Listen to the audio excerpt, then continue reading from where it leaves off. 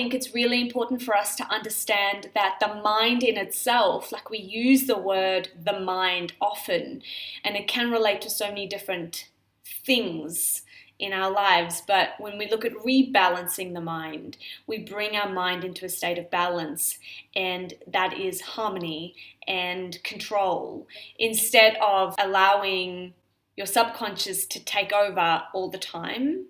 When we talk about rebalancing the mind, quite often we look at external things that help us rebalance our energies and our bodies. You may want to go catch a yoga class or sit in a meditation for a little while longer, but what does it actually mean to rebalance your mind? You look at the brain in itself, and in layman's terms, the prefrontal cortex is your thinking brain and your limbic brain is your emotional brain. So we talk about this thing called the amygdala hijacking.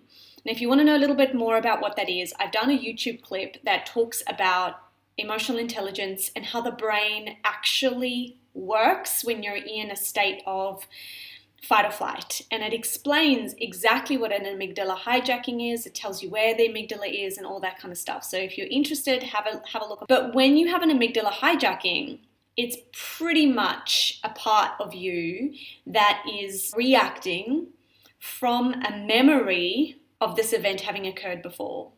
So for example, let's say you were 3 and your school teacher told you that you would never be an artist, and you're 3. You, as a brilliant little 3-year-old, picked that up, that she was disappointed in what you had done, and now for the rest of your life, you're going to make that mean that you're no good at art, and that no matter what you try and do creatively, it sucks.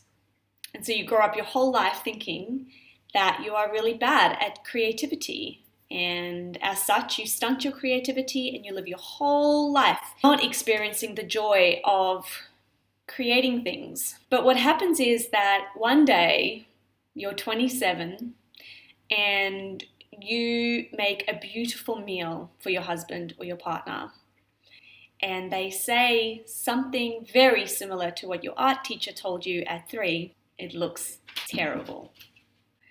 And that little 3-year-old that experienced that disappointment, that sense of being really sad and not accepted and not loved, and taking it as will never amount to anything because what you create is rubbish, and you allow that little 3-year-old to take over the experience of the 27-year-old that you are now.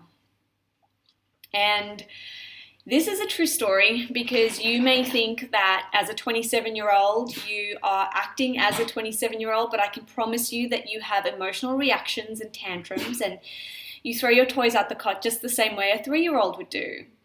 And so what we try and do in emotional intelligence is try to manage our emotions and our emotional states of being so that we can live in alignment with what it is that we want, that we get to choose how we live our lives by choosing our emotions consciously and wisely, and not allowing our amygdala, that hijack response, to take over situations.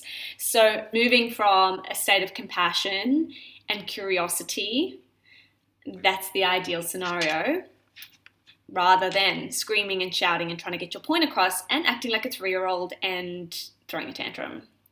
What is it that's triggered our emotional responses, especially the ones that we don't want in our lives, like, the outbursts and the screaming matches and the going out of control?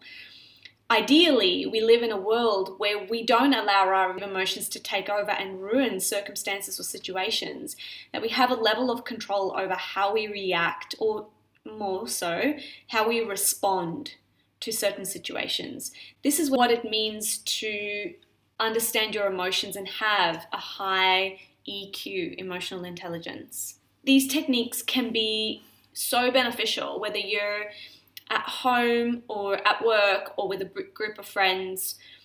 Emotional intelligence is the cornerstone to liberation. I say that all the time, and it really is true. You can literally transform any situation in your life by having a very clear understanding of the emotional triggers that you're experiencing and why you're experiencing them. Go from a subconscious reactivity to a conscious response. If you don't know the difference between reacting and responding, I've done a blog post on it with a little video that literally takes you through what those two words mean and what they look like in your life. So just check out my website. You consciously make decisions that are for the benefit of everyone, including yourself. All right, any questions, let me know, pop them down below or send me an email. You can reach me through my website.